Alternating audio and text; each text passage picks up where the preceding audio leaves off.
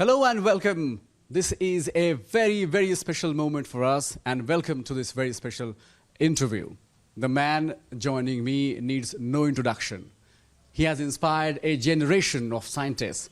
He has inspired people across the globe, not only with his professional acumen, but also with his personal journey. And what a delight it is for us to speak to him on Republic TV. Joining me now is K. Sivan. Welcome, sir. Welcome to Republic TV. Thank you. So, the first question obviously is, how are you, Sivan, sir? Given that you have been putting everything, given the fact that you have taken us as close to the moon as possible, how are you, Sivan, sir? Really, the journey towards the moon it was very fantastic. That we had 47 days of travel, and we didn't have any hitch, any time to get it all along 47 days. And very important thing is that the science part, that is this particular Chandrayan mission have two parts. One is science part, another is the technology demonstration part. The science part, mainly it is concentrated on the orbiter. And we could successfully put the orbiter around the moon by 100-kilometer orbit, in the polar orbit. And the instruments, whatever we put it in the orbiter, also something new, which no other country has. That typically that we have that dual band, the synthetic aperture radar, which is with L band and S band. And because here generally people have only S band, but we added the L band also. Because of this one, it can penetrate subsurface near polar region, and you can identify the ice and water. That is the main advantage. Right. So I'll certainly ask about the technology first.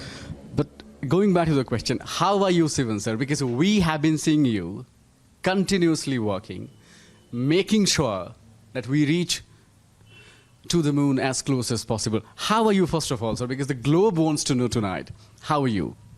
And I am fine. And we are done our job very well. And are extremely happy. And we are fully satisfied that we have done our job satisfactorily. And those 47 days that we have been talking about, I have been told that you have been monitoring every single second. That also tells us, viewers, that 47 absolute sleepless nights. Is that true? You are absolutely right. That is, the operations and the moments we were monitoring and we are executing. And also that is, not only executing with the precision. That was we did. And very, very complex maneuvers we did. And we placed that orbiter on the right orbit. Now next one was to bring the technology demonstration, mainly bringing that lander to the landing site. In that one also that we had that 4 phases of mission. Out of 4 phases, there is the 3 phases we could complete successfully. The last phase had a problem in the sense that we lost the communication gap with the Earth. Otherwise, that also I would say this is 95% success. So in effect, the total Chandrayan 2 mission is almost 100% success. Certainly, yes, sir. And of course, it's a moment of glory for all of us.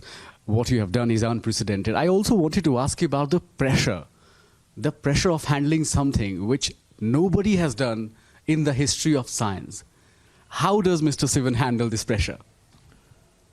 It is nothing new for us because we have been handling this type of projects very frequently. And none of our projects are easy projects. All projects have one way or other have a pressure. So that way, this Chandrayan 2 project had different kinds of pressure. And mainly that is the pressure in terms of the duration is more. Otherwise, we used to have only very short duration flights and short duration operations. Whereas here we have that long duration flight and long duration operations. That is the only difference. Otherwise, the tension, anxiety, pressures, everything similar to any other mission. So, Sivan sir, at one hand, there is the expectation that we want to reach to the far south region of the moon. On the other hand, the globe is watching you. People are getting inspired. we have talked to students who said, we want to be like Mr. Sivan, we want to join ISRO, we want to be scientists. How do you balance between these two? That at one hand you have to perform for the nation, on the other hand you keep inspiring. How do you balance this? The requirement came from that Honorable Prime Minister's office that we had to inspire the students. So, and we are extremely happy to inspire the students because that the students are inspiring us. Instead of that, they are getting inspired by us, we used to get inspiration from students. The way they ask the questions, the way of the curiosity that what they had. And also that is, we had a chance to show the area of that concern and any area of that the interest that they are going to work in future. That way we are excited to have the children with us. That is one part. At the same time that we have the another requirement of conducting the experiment and carrying out the task flawlessly. That is yet another task. So this we have to balance between these two, and we did it. And what a splendid performance it has been. Also, sir, Chandrayan 2, in a way, opens the door of possibilities and opportunities for the entire world. If you could slightly explain the contribution that India has made, the contribution that ISRO has made, the contribution that you have made to the world of science through Chandrayan 2. The contribution that is, the India has made is mainly making the approving the project, and that making the facility for making the scientific the outcome of the Chandrayan 2 is available for the global scientific community. And if you are talking about the contribution from me, I am just as the head of the organization. I just overviewing the activity, and I took that periodical review and ensured that the project was finished or executed at the right time. Also, the global agencies, the global space agencies, were keeping a very close eye on what we were doing, and this is almost a near to perfection event in a way. So, how has been the reaction from your friends across the globe, the scientists that you have been in touch with? How excited they were for what we have achieved so far? Now, the scientists across the globe are excited because of the scientific instruments, whatever we are carrying. The scientific the research it is going to produce, and the new science because of the new instruments and better accuracy in instruments, resolution instruments. These are all going to give that further insight into the science of the moon, especially in the polar region. Especially because we have our orbit going in that polar orbit, so there is a feasibility of conducting the experiment near polar regions more. That way, this is going to be useful for the global space community in a major way. Right. I mean, I'll ask you a question about the science aspect of that. I'm really scared to ask you questions because I'm certainly not qualified to ask questions related to science to you, who is, amazingly great at that. But, Sivan sir, one more thing I just wanted to ask. We also hear that we will keep getting images from the space. We'll keep getting pictures from space of the moon. Could you also elaborate a little bit about that? That's what I'm telling. That is, we had one particular payload called the dual band synthetic aperture radar. It is with the L band and S band combination, and because of this one, that is, we can understand about the water and ice in the subsurface area, even 10 meters below the moon surface. That is one science part of that, which is going to be useful very much. Then another science is that the imaging IR spectrometer. Here also we have done an innovation. All along that the people are using that 3 micron wavelength system, but our system contains the 5 micron wavelength. That way it is again advanced system. Then yet another system what we are having is that orbiter high resolution camera imaging. This particular image is going to be created with a 32 centimeter resolution, which is the No other country has such type of resolution right now. So that image will be giving very accurate information about the mapping of the moon or the lunar surface. So all these things are, because it's new, the scientists will be very curious to know about this particular data, and they will be getting this data from the Chandrayan 2 orbiter, and they will do the science on that part. There is another very interesting angle to this entire mission that you have been heading so far. What is important is the budgeting. I mean, there is reports about how the entire budget of this really magnificent mission has been even less than some of the Hollywood movies. And the second thing is about the indigenous technology that in a world, sir, Sivan sir, in a world where we are in a way getting more and more sort of dependent toward other countries, you people came with an idea that we will do everything in our own country, making our country proud. But if you could just explain the thought process behind coming up with this indigenous technology that everything that we do will be from this country, will go to moon. So ISRO, when it was formed with a vision of making use of the space technology for the benefit of the common man. And in order to ensure the benefits reaching the common man with a very low cost, we need to do two things. One is we have to do everything on our own. And also we have to establish everything. We are depending on everything, the system on our system. And also that is we have to plan in a system such that it a very great project planning is done. And this is the indigenization component along with the good planning of the project will automatically reduce that cost of our missions. That's what we are doing. And when we are doing that, we are not putting any special effort for reducing the cost. And the cost reduction we are only seeing from you people. So, but we have taken the whole thing in our mind when we are planning that our projects and other activities. Like you said, very important words there. ISRO is for common man. One more thing. Now, in terms of the future, sir, where are we heading? What are we expecting? Where this entire process, the effort that you have put for probably months or years, I would say, where are we heading now in terms of Chandrayan 2 now? Now, immediately after Chandrayan 2 mission, that we are going to have that Kato 3 mission, which is going to happen in sometimes last week of October. Then within a week or so, we will be having that another mission called RSAT 2B or mission.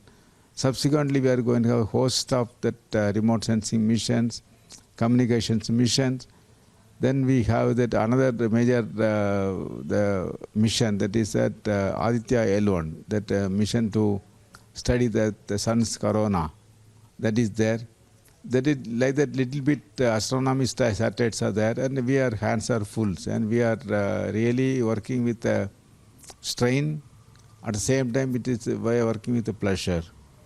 And how does it feel, sir? Because it was trending on Twitter that India stands with ISRO.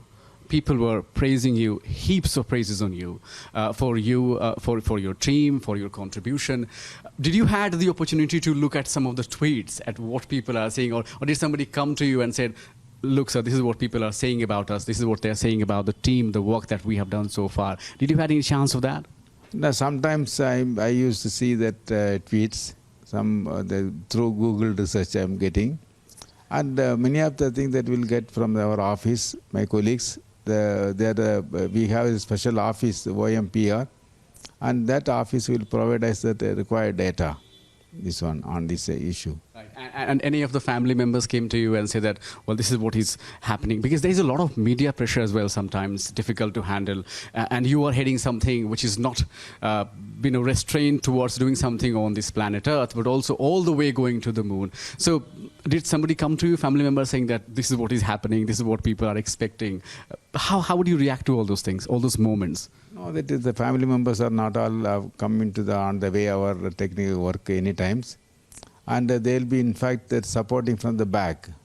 They are the unsung heroes, I would say, the family members.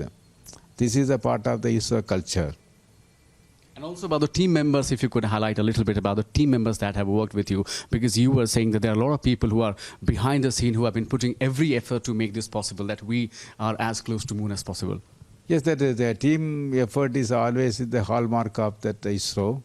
And this mission also, that teamwork was playing a major role. So in just few sentences, if you have to sum up everything, what would you say final? Final, at what I would say, this is the Chandrayan 2 mission, whatever we had just now with the grand final to this today morning. It was a nearly 100% success, because we are making use of that orbiter in a big way. And then it's not only that 1 year, we are going to work this particular orbiter for 7.5 years, it is going to be operational.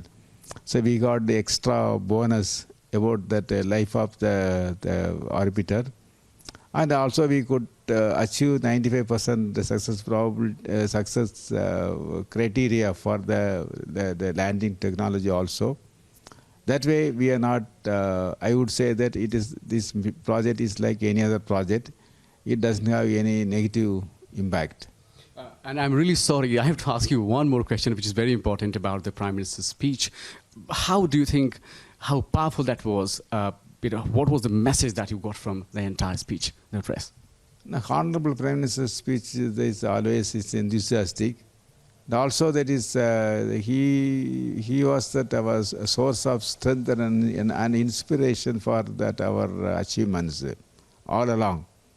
And the way each word he selected very nicely, and each that phrase he used was for praising that ISRO scientist, and he was supporting.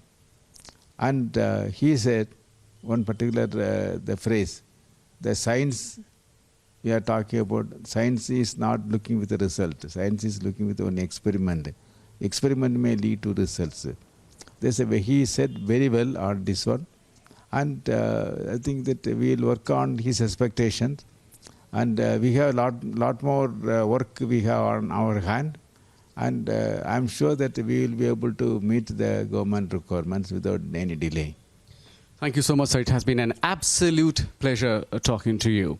So, case even for you, and there are very few moments in the history of the world where not only the country unites, but also the world unites. This mission, Chandrayan 2, has certainly united the people across the globe, all the science enthusiasts, and we as Indians can certainly look up in the sky and say to the moon that we are coming. Thanks for watching.